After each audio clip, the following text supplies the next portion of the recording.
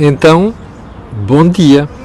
Edição diária da Cor do Dinheiro. E a edição de hoje é do dia 9 de julho do ano da graça de 2019.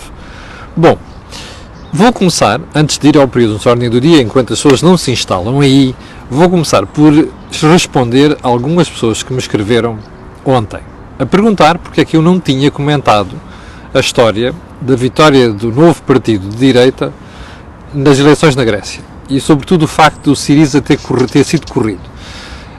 E houve também pessoas que me pediram para comentar os comentários ou as análises que viram ontem em alguma imprensa, nomeadamente no Público, Jornal Público. Eu vou responder à primeira e vou deixar a segunda para amanhã, porque eu acho que a segunda merece uma análise mais aprofundada e mais desenvolvida sobre o trabalho dos mídias em Portugal, sobre as agendas ideológicas e, adivinhou, sobre o atual estado dos mídias em Portugal, com particular destaque para os jornais. Isso merece uma análise séria, aprofundada, até para não ficarmos com aquela ideia, às vezes fazemos coisas a correr, de que estamos a atacar este ou atacar aquilo, não tem nada a ver com isso. Tem a ver com analisarmos o que estamos a fazer e com uma crítica bem fundada. Bom, vamos então começar com o que eu vi ontem nos jornais, que também não cheguei a comentar. As denúncias dos médicos apontam para, nas urgências dos hospitais de Coimbra, se amontoarem doentes com problemas psiquiátricos. E que esses doentes chegam a ficar dias em macas, a comerem bolachas, sopa e sumos, enquanto esperam a sua vez para serem não só atendidos, mas para serem colocados. Bom, parece que a história das urgências de psiquiatria é uma coisa longa em Portugal. E parece que isto, pelo menos em Coimbra, está pior porque os hospitais desta área não estão a corresponder àquilo que são as necessidades. Bom, toda a gente que frequenta urgências sabe que aquilo é um problema.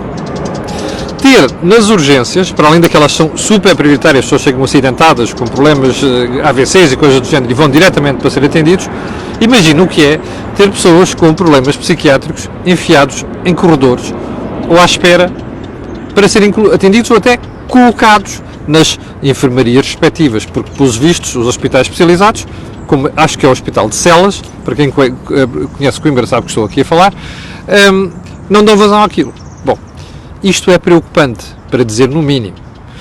Diga-me uma coisa, você acha que isto corrobora as palavras de Mário Centeno, como aqui falámos ontem, e da Marta Quase Temido, que ninguém a teme, sobre, neste momento, o SNS tem os recursos máximos e que estão disponíveis e que estão ao seu dispor? Acha? Bom, se um dia deste houver uma tragédia qualquer, eu quero ver qual é, porque doentes psiquiátricos são isso mesmo, psiquiátricos imprevisíveis e, portanto, não sei muito bem com a falta de pessoas naquelas urgências e noutros sítios, se um dia destes houver um problema grave, uma tragédia, não sei muito bem quem é que vai assumir responsabilidades. Nessa altura, provavelmente vamos assistir àquilo que em Portugal se faz muito, que é a desculpa por tudo e mais alguma coisa. Bom, segundo ponto, parece um fé de inverno, mas não é. Eu não sei se teve a oportunidade de reparar, na semana passada, aliás, nas últimas semanas, disputou-se um Mundial de Futebol feminino. Eu devo dizer que estou assoberbado, espantado. Eu via alguns jogos, vi jogos do Mundial com estádios absolutamente cheios, vi estádios de futebol com transmissões televisivas ao mesmo tempo que os jogos se realizavam, portanto em direto, estádios cheios, audiências brutais. A RTP2 em Portugal teve momentos de picos de audiência, porque foi na RTP2 que se transmitiram os jogos, pelo menos a esmagadora maioria deles, e há duas perguntas que ficam por fazer. Primeiro, aquela que eu lhe dei aqui na semana passada, que foi porque é que as mulheres continuam a ter uma disparidade salarial tão grande, não é só naquelas, nas profissões em geral, é nesta profissão também, entre homens e mulheres. E por outro lado, não sei se percebeu, mas isto configura-se como uma nova oportunidade de negócio. O futebol transformou-se num negócio brutal. Havemos de falar disso um dia. Vale mais ou menos 3,5% do PIB mundial. Imaginou bem? 3,5% do PIB mundial. Eu acho que nós estamos perante uma nova área de negócio e isto vai explodir do futebol feminino. Não sei se em Portugal os clubes já perceberam isto. A Federação parece que já percebeu. Como sabe, a Federação é muitíssimo bem dirigida, tem pessoas que acompanham muito bem Fernando Gomes, por exemplo, a Mónica Jorge, que já foi selecionadora nacional, e não sei se os clubes já perceberam esta importância, mas eu vou deixar uma informação para os clubes, que é, há marcas desportivas que, ao fazerem acordos de marketing com os clubes, já obrigam os clubes a apostarem no futebol feminino. Belíssima ideia. Havemos de voltar a isto, eu prometo. Bom, terceiro ponto, que é uma das coisas que me custa mais falar. A Procuradoria-Geral da República tem de intervir no bullying que está aí a ser feito por causa de um artigo escrito pela doutora professora Fátima Bonifácio no Jornal Público. Bom, o artigo, provavelmente você já o leu, é um artigo difícil. Trata matérias complicadas, como integração de ciganos, de outras raças, nomeadamente de cor diferente, que vêm para Portugal. É um artigo difícil. É um artigo que tem a vantagem de ter tocado com o dedo em algumas feridas. Eu não subscrevo tudo o que está ali, nem de longe nem de perto. Mas sobretudo porque acho que a Fátima Bonifácio utilizou os termos errados e o tom errado. Apenas por isso. De outras coisas, a divergência é de fundo. Também um dia falaremos aqui. Eu, por exemplo, como você sabe, sou uma daquelas pessoas que estou sempre a explicar que Portugal é um exemplo na integração de minorias, ou de pessoas de outros credos, ou de pessoas de outras raças. Eu vivi em África, cresci, já expliquei isto aqui várias vezes, cresci no mato, até praticamente os 7 ou 8 anos os meus colegas eram esmagadoramente de uma cor só, e portanto estou habituado e não tenho qualquer problema com esta história de raças e integração de raças. Não me preocupa rigorosamente, acho que nós somos muito bons nisto. Acho que estamos a cometer alguns erros hoje, mas o que eu não posso aceitar é o que eu vi ontem no Facebook. E não comentei ontem porque queria confirmar o que estava aqui. Bom, então porque é que eu estou aqui a falar? Estou a falar de uma intervenção numa rede social, acho que no Twitter, de um senhor chamado Carlos Paz. Este senhor Carlos Paz era um senhor que vinha para a minha página insultar-me sistematicamente durante o período da Troika. Bom, e o Carlos Paz diz isto, ouviu? Ouça bem o que você vai ouvir, ok? Ouça bem isto. Quando a senhora professora Fátima Bonifácio voltar a ir às compras ao Pingo Doce das Olaias, portanto já está a dizer onde é que ela vive, espero que a comunidade cigana lhe responda à letra. Ouviu bem? Agora ouça a segunda parte. E já agora, que o segurança de serviço nessa unidade comercial, nesse dia, seja um africano e que esteja alguém como eu para pregar uma rasteira ao PSP. Portanto, o que a gente depreende aqui é que este senhor está a incitar à violência de ciganos contra a professora, e que o segurança que seja africano, não é? Mais a rasteira ao PSP de serviço. Bom, eu acho que isto não tem nome. Além de ser uma vergonha. E acho que isto, além de desqualificar a pessoa, que é vários graus abaixo de cão, não tem outro nome, só merece uma coisa: a intervenção da Justiça. A Procuradoria-Geral da República, se isto for verdade, eu até agora estou incrédulo, já vi citado isto no Facebook, desejo do fundo do coração que não seja. Se isto for verdade, a Procuradoria tem de intervir, porque isto não só... Aliás, eu escrevi aí bullying, não é bullying, isto é incitar à violência. Isto não é tolerável. É assim que começam problemas em alguns países, e eu não quero ver como cidadão este problema no meu país, porque, repito, isto é um modelo, Portugal, é um modelo com todos os seus defeitos de integração que serve de exemplo ao mundo todo. Eu sei muito bem do que estou a falar. Eu cresci nas colónias. Eu tive gente de credos diferentes, olha, desde muçulmanos, que eram a maioria do sítio onde eu vivia. E eu era e sou católico. E nunca houve um problema. Portanto, há uma série de coisas que estamos a fazer mal hoje, algumas são artificiais e outras são de ignorância. Isto não é um país racista. Eu não quero ver isto. Espero que a Procuradoria mande investigar isto que este senhor escreveu. A ser verdade, repito, é intolerável. Ainda para mais, porque vem com uma pessoa de uma zona politicamente bem identificada. Tinha a obrigação de não fazer isto. Aliás, dizem que não fazem estas coisas. Bom, Marcelo Rebelo de Sousa voltou ontem aos acordos de regime. Acho muito importante. E há uma coisa que já o Alcídio Cuma Gomes, que é um dos espectadores, já me pediu para falar aqui, que eu estou farto de falar, que é a história dos sistemas eleitorais. Marcelo não referiu aos sistemas eleitorais, mas é uma coisa que eu gostava de falar, e hei de falar um dia deste, e até vamos propor, o Jorge Marrão, já falei com o Jorge Marrão, e vamos analisar isto no programa Think Tank de quinta-feira. Aproveito para dizer também que o programa Think Tank está com uma audiência brutal, recorde, está com níveis de visualizações que eu tinha há 1 ano e meio quando comecei praticamente este programa, esta edição matinal, e está com níveis de partilha também a esse nível. E também aproveito para dizer que o programa da manhã está com níveis recorde, que eu só posso agradecer o seu apoio. Bom, barcos do Tejo outra vez parados. Ontem uma senhora dizia assim, como é que eu vou trabalhar? Via na televisão.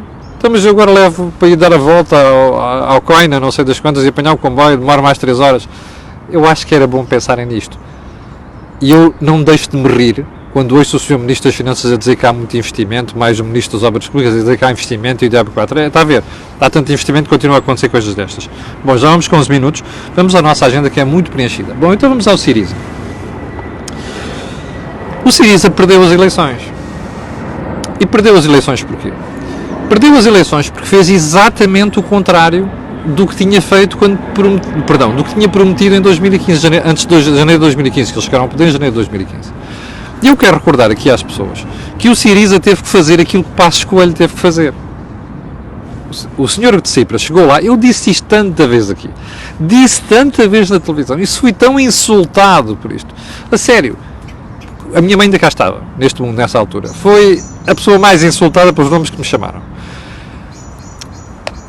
Esta história que a malta conta aí, que não sei o que, não se corta aqui, não se corta ali o salário, isto é tudo uma tanga. Quando os países ficam com uma mão à frente e outra atrás, não há solução. Sejam de esquerda, sejam de direita, a realidade impõe-se. E a realidade é, quando não há dinheiro, corta-se aceito. O senhor de Tsipras chegou lá a dizer que ia fazer o contrário. Ele sabia muito bem que não ia fazer o contrário. Mentiu. Mas esteve quase a pôr a Grécia fora do euro. Depois recedeu à última hora com uma ajuda brutal da senhora Merkel. E todos os países da União Europeia. Nós pagámos pela Grécia também. Bom, eu não importo pagar, mas quando sei que as pessoas a quem eu estou a pagar estão a corrigir o que fizeram de mal. Não é? É questão dos erros. Bom, mas aquele senhor prometeu uma coisa e fez outra. Um bocado à semelhança de António Costa. Só que António Costa já recebeu o país em situação diferente. E por isso é que está com este nível de sondagens, mas também não é só por isso, é pela estupidez da oposição.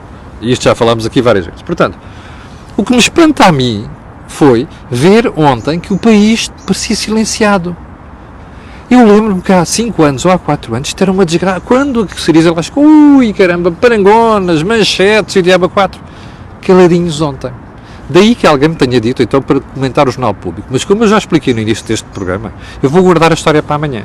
Porque não é dignificante da forma como a imprensa portuguesa olha para estas coisas e trata estas matérias. Mas retenha isto. Prometer uma coisa e fazer outra completamente diferente. O Siriza aplicou os piores níveis de austeridade que a Grécia até hoje sonhou. Os piores. É claro que tinha que ter o correspondente resultado nas urnas. Perdeu as eleições. Bom, outro assunto. Ontem, Ricardo Salgado foi chamado a comentar ao juiz Ivo Rosa para comentar aquela história de ter entregue 25 milhões a Zena Albava, que Zena Albava diz que já deviam devolver uma parte, o resto não devolveu, porque não sabe muito bem a quem é que há de devolver e em que segurança, enfim, umas coisas que até fazem impressão ouvir aquilo. Bom, o que me impressionou mais foi ouvir Ricardo Salgado no final daquilo dizer assim, bom, eu nunca na minha vida corrompi ninguém, com aquele ar grave, lento, pausado, muito bem estudado do Ricardo Salgado.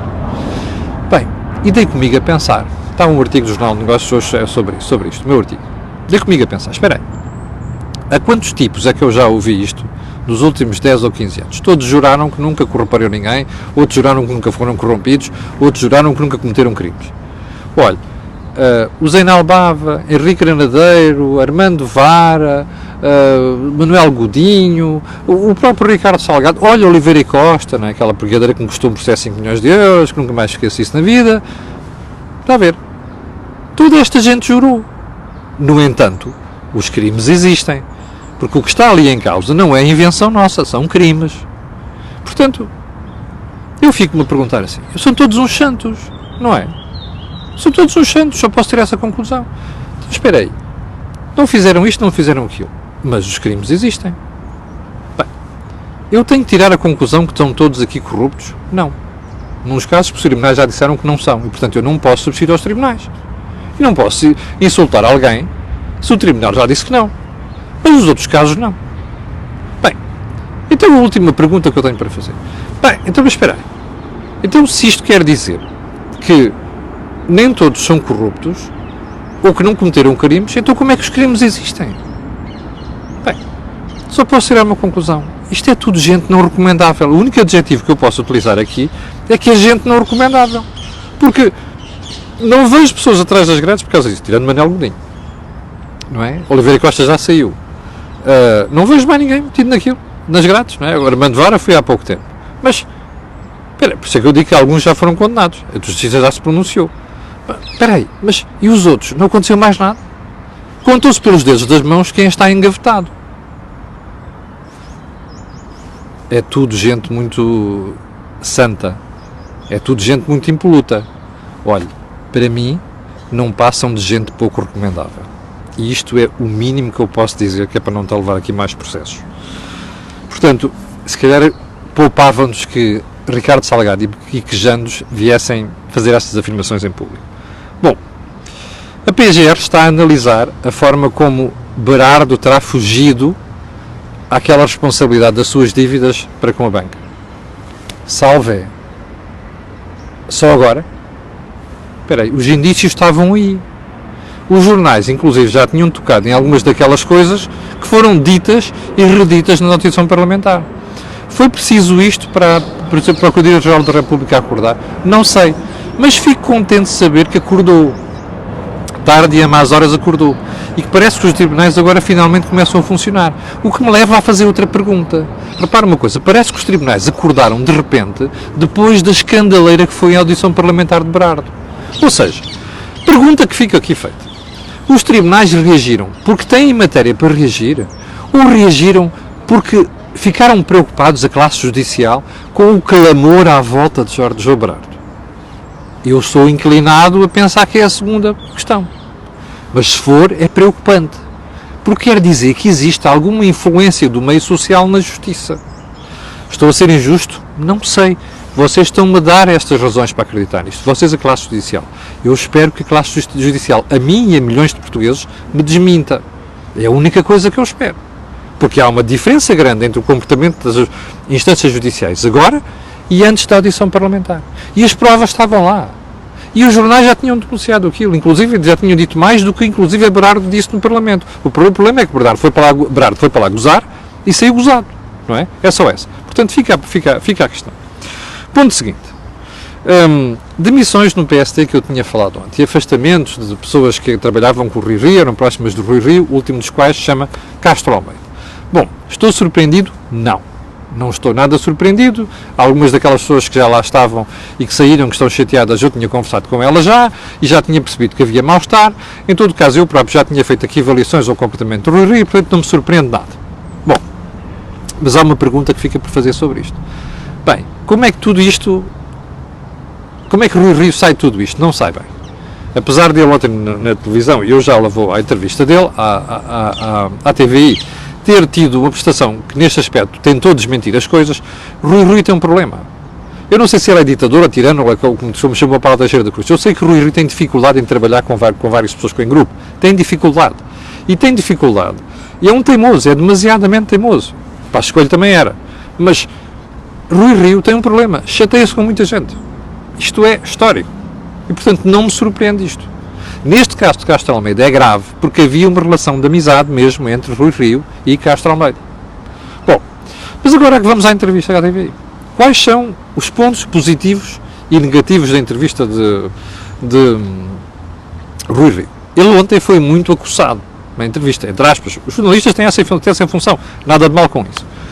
Eu acho que ele esteve bem numa parte, quando defendeu a sua reforma fiscal, quando defendeu o controle da despesa pública, embora tenha ido demasiado longe aí, foi demasiado emotivo, e acho que ele esteve bem a dizer, inclusive quando tentou desmentir que tinha problemas com pessoas lá e que estava a tentar limpar listas para ter só pessoas da sua confiança, não sei o quê. Acho que até ali, embora não tenha sido convincente, ele esteve bem. Onde é que eu acho que o Rui Rio não esteve bem? Na questão da saúde. Porque a uma certa altura perguntaram-lhe assim, não, mas se uma situação dessas o senhor vai cortar na saúde? E ele, não, o que eu tenho que fazer é... está a ver, não posso deixar a despesa para passar do teste 2%. Eu acho que aqui o problema não era este. O que o Rui Rio devia ter dito não é isto. Devia ter dito claramente outra coisa, que é assim, meus senhores, eu na saúde vou racionalizar, mas quando eu tiver de aumentar despesa, eu vou aumentar despesa. Ainda que, por causa disso, eu tenha que ter que cortar despesa noutro sítio qualquer. E esta mensagem devia ter passado bem, porque na saúde é isto que está aqui em causa. Eu coloquei-lhe aqui o problema da semana passada. Um medicamento de 2 milhões de euros para aquela criança, ninguém vai ter coragem de dizer para não gastar.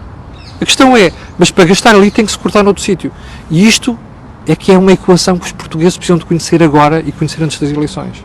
Porque isso é que os vai permitir pensar sobre qual é o dilema que eu tenho da saúde e como é que eu vou resolver.